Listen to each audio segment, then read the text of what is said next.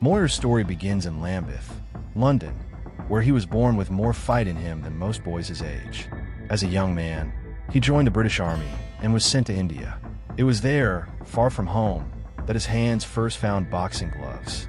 Under the guidance of trainer Di Dolings and the wrestler Sid Grumley, Moir began to carve himself into a fighter.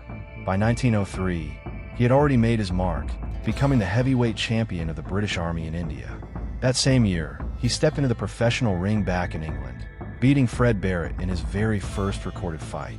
The road was not smooth. He stumbled through his next 3 matches, but Moir was not the kind of man to stay down for long.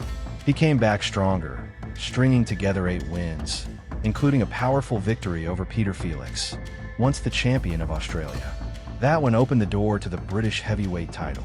In 1906, Moir faced Jack Palmer, the defending champion. With courage and fists that spoke louder than words, Moir defeated Palmer and was crowned the British champion. Overnight, he was not just a boxer but a household name. His face appeared on adverts, his name on a line of boxing gloves. But Moir was not finished. In December 1907, he fought Tommy Burns for the world title in London, the first heavyweight world championship ever held outside America. Though Burns beat him, the fight made history, and Moir's name was forever tied to it.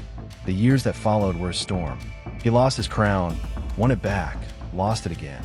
Some defeats came by decision, others by disqualification, sometimes for striking after the bell, sometimes for throwing an opponent when the rules said otherwise. He fought bravely against giants of the sport like Bombardier Billy Wells and Matthew Curran. But by 1913, Moir hung up his gloves for good.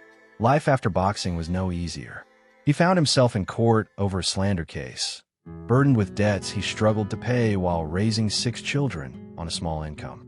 Yet, Moir kept moving forward.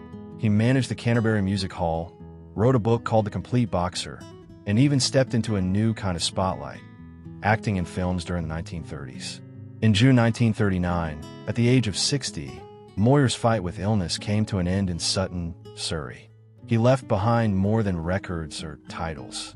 He left the story of a man who rose, fell, and rose again, always refusing to walk away without giving everything he had.